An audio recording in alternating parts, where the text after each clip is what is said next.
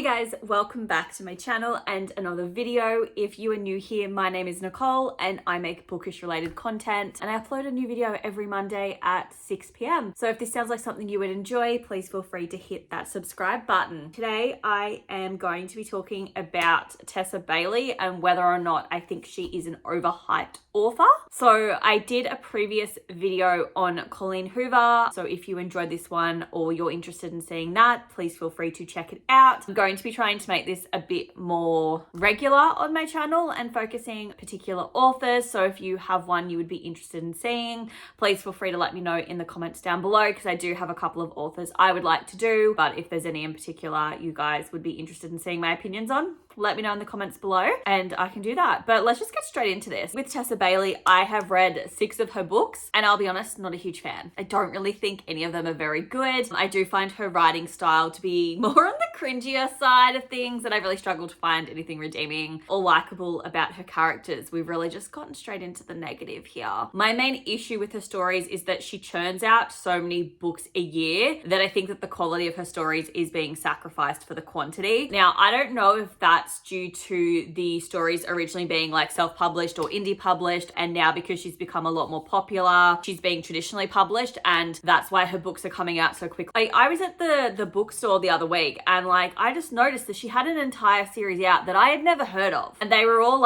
released this year, all 3 of them, and I'm just how is that possible? And I just think it's because we're just writing very quickly and not really making very many changes to the characters. They all seem to be the same in each book. You can basically guess what the bloke's going to be like and what the female's going to be like, and that's it. And then the rest of it changes, but they're basically the same personality and the same trope in all of the stories. So maybe that's why they're getting out so quickly, but I personally don't like that. I basically just don't think that they spend enough time working on the plot line, developing the characters, and I do think that the books kind of suffer because of that. So that's my opinion. I've also noticed that her books for me just seem to have similar plot lines, and all the men kind of fall into the same tropes, and they do tend to have the same traits and characteristics that I don't enjoy, first of all, in a male character. And this probably also does contribute as to why I don't like her books, because she's using these character traits and plots that I just don't enjoy. I guess when each book kind of reads the same, you just get sick of it. So I have read 6 of her books. Based on what I've read, I've not really enjoyed these books. I don't really know if it's her writing style I don't like or her characters just aren't for me, but I basically have decided that I have no interest in picking up any further books by her, which I am disappointed in, because I will admit her book covers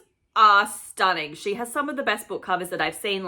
They're always fun, bright, cool colors, cute characters on the front. They look gorgeous and cute, and I always get excited to pick them up, and then I see her name and I just go, no.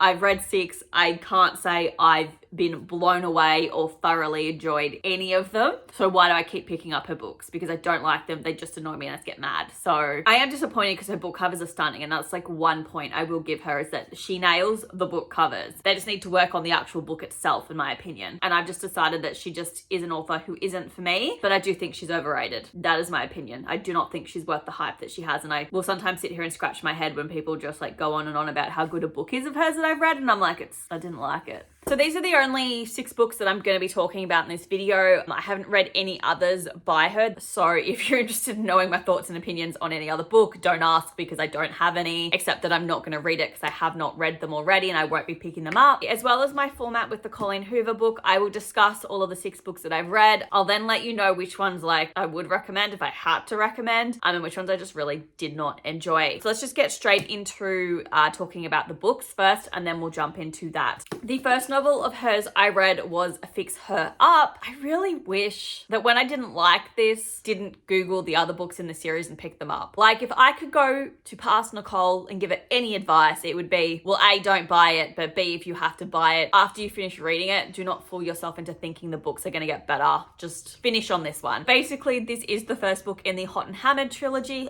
and it focuses on Georgette Castle, whose family runs the best home renovation business in town. town, and the entire family is involved in this business except for Georgie, who would rather plan children's parties where she dresses up as a clown. So Georgie has also had a crush on Travis Ford, who is a baseball player and also her brother's best friend. So we have that trope as well. So Georgie basically decides that she's sick of people not taking her seriously because she is the youngest sibling in the family. Her job is her dressing up as a clown. She thinks that nobody takes her seriously. So she basically comes up with this plan for people to take her more seriously, and she wants to change up her life, and she comes up with these 4 phases to help change her life and be taken more seriously. So the first phase is a new framework for her business. Phase 2 is a gut reno on her wardrobe. Phase 3 is updates to her exterior. Phase 4, put herself on the market and stop crushing on Travis Ford. She thinks that no one wants to date the town clown and thinks that the best way for people to think that she's dateable, not the silly little sister of the castle family, and the only way for her to achieve this is to date the sports star Travis. So Travis was a Major League Baseball player until he sustains an injury which ends his career, and he's not coping well with this at all. He ends up joining the Castle family business, flipping houses and trying to get his glory days. Georgie proposes a scheme to Travis that they pretend to date to shock her family and town and to help him land a new job, to which he agrees. Georgie and Travis proceed to fake date and eventually do fall in love with one another. So when I was doing my prep for this video, I was on Goodreads and I read a review that pretty much sums up my thought. I didn't actually write the person's name down, so this is not my,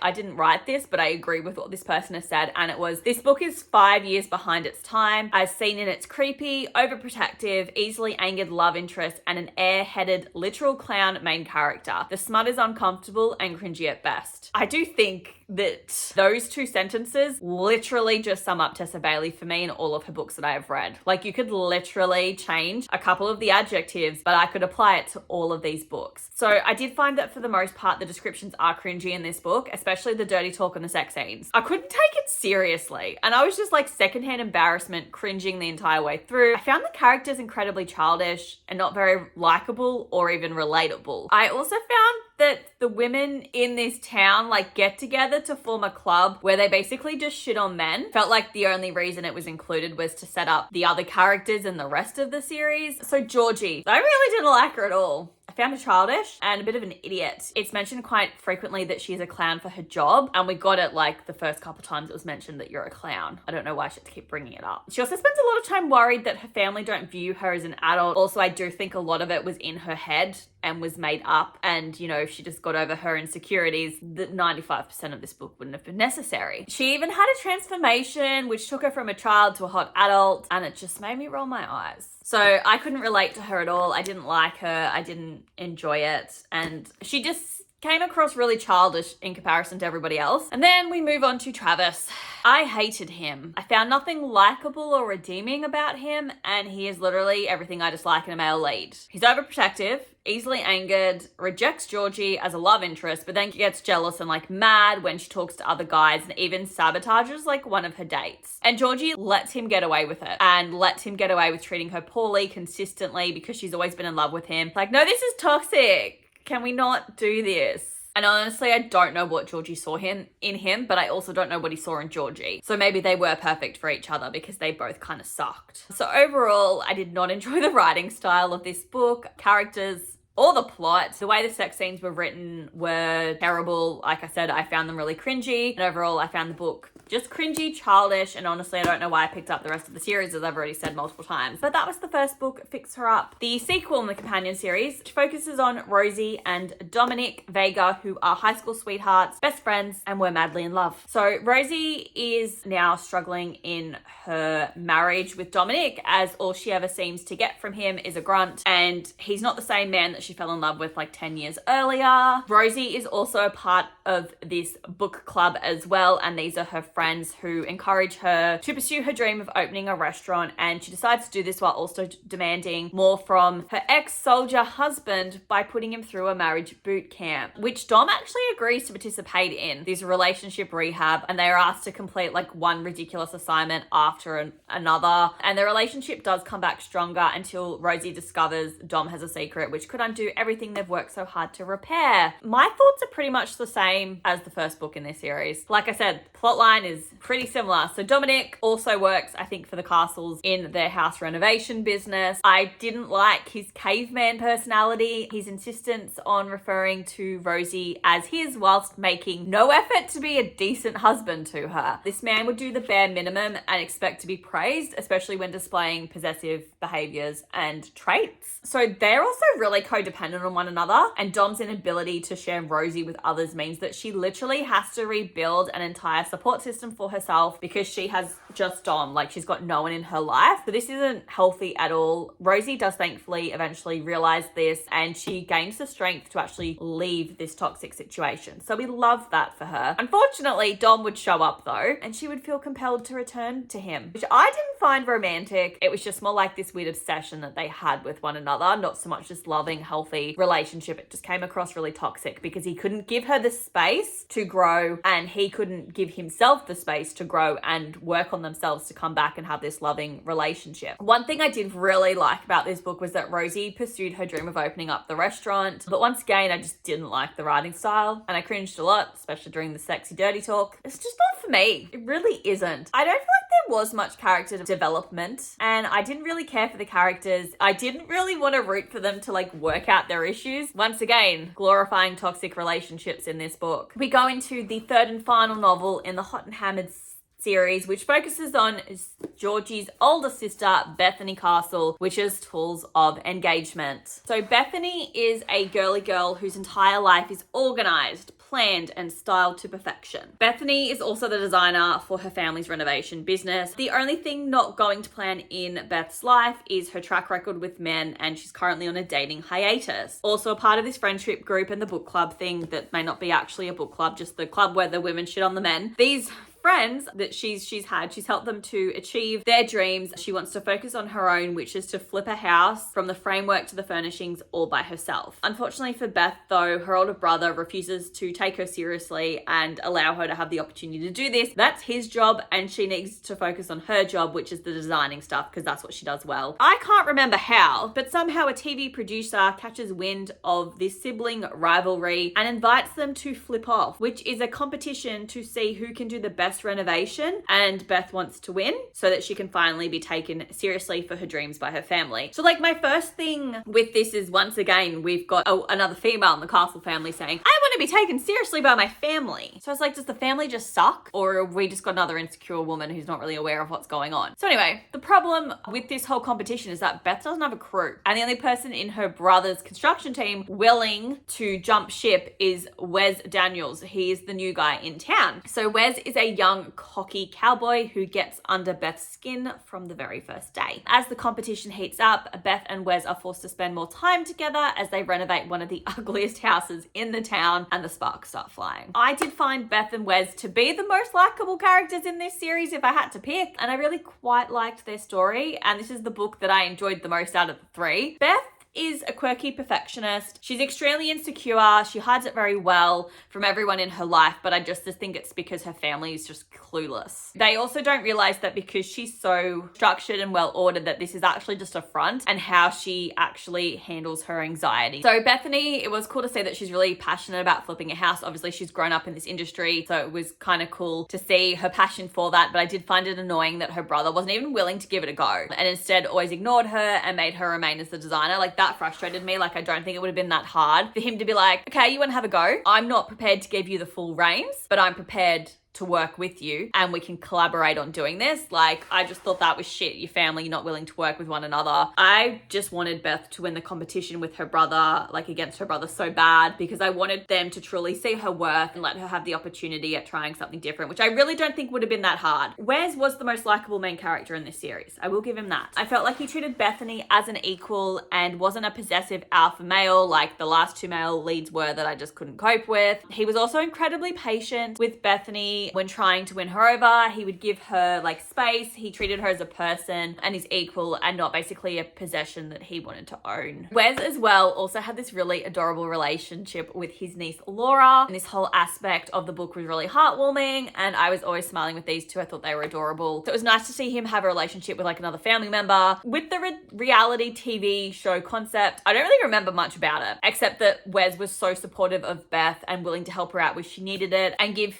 her his honest opinions, and it helped her make educated decisions for the house, which is what I like. And he let her work out the mistakes on her own instead of talking down to her, very much about educating her and giving her all the information and then just supporting the decision that she made. So I thought it was an interesting plotline in the book, and I didn't hate it, but I also don't remember much about it, so that's all I can really say. Overall, this is the book that I enjoyed the most in the series, but I did find some scenes a little juvenile and cringy, but I just think it's down to the writing style, and the writing style just isn't really for me. But I was really kind of like disturbed to discover that this series was called the Hot and Hammered Trilogy. It's weirdly accurate, but it is a bit of a turn off for me. So overall, I didn't enjoy this series much. I just think that there are authors who write similar stories as her and they just do it better. And then we pop into the Bellinger Sisters duology, which I didn't even know was the name. And the first novel in that is It Happened One Summer, and it focuses on Piper Bellinger, who is the older sister of the two and has grown up in immense privilege. So Piper is essentially an influencer. What happens is she ends up throwing an out-of-control rooftop party and lands herself in jail, and her stepfather decides to cut her and her sister Hannah off. Now, Piper and Hannah are set to Westport to run their late father's dive bar, and Westport is a small coastal town where everyone knows everyone, and Piper quickly meets Brendan, who doesn't think that he thinks she's a princess and she's not going to last a week, and I don't blame him, because same. So Piper is basically just determined to prove everyone wrong and takes it upon herself to repair her father's dive bar and the apartment upstairs where they are staying, because it's just a mess. That's basically the premise of the novel. Piper, found her so annoying. I don't think I've hated a main character as much as I hated her in a really long time. I found her so irritable, incredibly unlikable, and there was nothing redeeming about her, and I genuinely don't know why people like this book or her as a character. She was incredibly childlike and unrelatable. I really just don't understand how someone of her age was able to act the way that she did for so long. For the majority of the book, she is also a damsel in distress and was mostly incompetent in every area of life, and I really didn't care about her or her problems. And I know like a lot of her being a damsel in distress is because that's the way that she has been raised. And then our male lead, Brendan, he's a local fisherman. He basically possesses the exact same personality as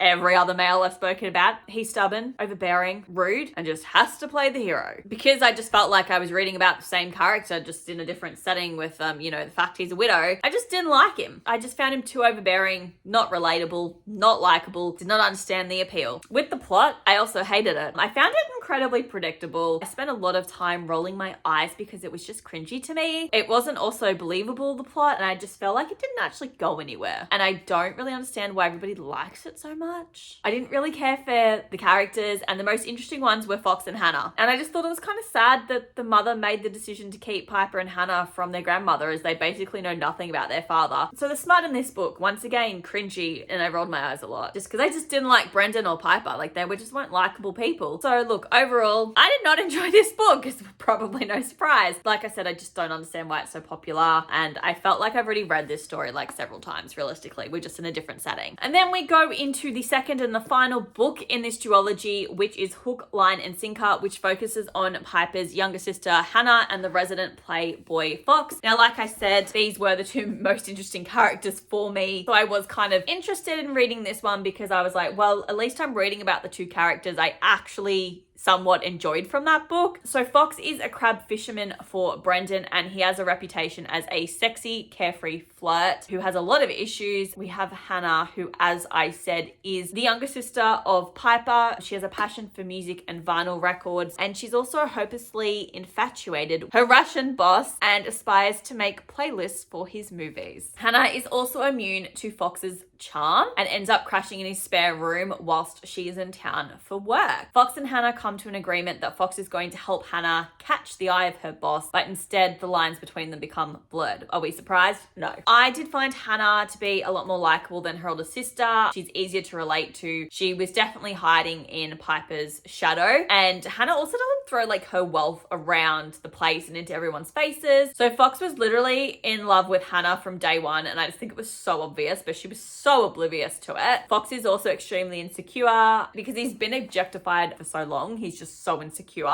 He wasn't as irritating and overbearing as majority of the male leads. He did have some redeeming qualities, which I did enjoy. For the plotline, it was basically your standard friends to lover plotline. It was boring though, unfortunately. And at times I found that the multiple storylines did sort of just like blur together. Like, we had Hannah wanting to be a leading lady in her own life, her crush on her boss, struggling to connect with her late father, the relationship between Hannah and Fox, Fox's commitment issues, and then Fox not wanting to captain one of Brendan's ships. There was just like a lot going on. But it's like, it's funny, like we had all of these storylines, but like I was still like a little bored. Then in the smut, like I don't really remember any smut in this book. Like I've literally written, was there any? Because I don't remember, but it probably made me cringe because that's the common theme here. I think at one point as well, Brendan warned Fox away from Hannah because he's too much of a player and he doesn't want him upsetting Hannah. And I just rolled my eyes because it's like, Brendan, you're not that great of a dude. But like, Hannah's not a child. Let her make her own choices and mistakes. So look, overall the story was cute, but I did find it boring at times and I didn't really relate to any of the characters. I did prefer this book to the first one. And then we go on to the sixth and final book that I have read by Tessa Bailey, which is Window Shopping. This might be a big claim, but I'm like dead set convinced that this is the worst book in her catalogue. I mean, it's not even like a book, it's like a novella. So this is a standalone, barely there or needed Christmas story, and I hated it. So this book focuses on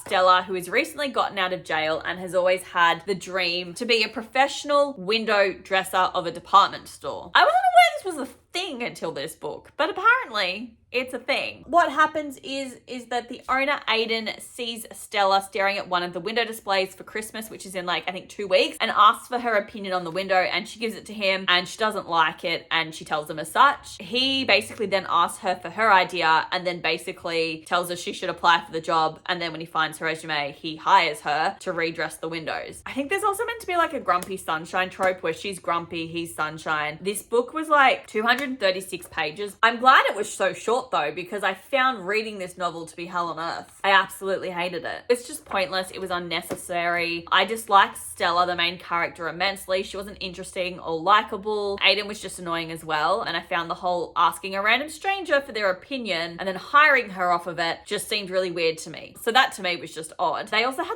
like an Insta love that made me want to gag and cringe. I really didn't like it, didn't enjoy it. This book was not worth the read, and I do not understand how it is a TikTok sensation. People on TikTok read? Do they know good books? Because this ain't one. That's all I want to say on this, because I did not enjoy this book at all. I hated it. I hated it. Ugh. We're going to talk about the 3 that I wouldn't recommend, which you probably can work out what they are. So the first one is Fixer Up. Second one is Happened One Summer. And then the third one is Window Shopping. So the ones that I would recommend would be Tools of Engagement and Hook, Line, and Sinker. Problem is that you kind of need to read the first 2 books that I said that I wouldn't recommend in these series. So I don't really think it's worth it. If you read the first 2 and you didn't hate them, continue on and read them. But like, they're not that great. Overall, I do think that Tessa Bailey is an overhyped author for me. And this does bother me just because, like I said, her book covers, look at these colors. But look how just pretty and colorful and bright. Like, these are the most stunning, like, contemporary novels that look great. And I just love having them on my shelves for the aesthetics. Alrighty, guys. So that is the end of this video. I hope you guys enjoyed this. I am sorry that I've done 2 overhyped authors in a row, but if you did enjoy this video, please make sure that you hit the like button and hit the subscribe button if you haven't done so, and I will see you guys in my next video. Bye.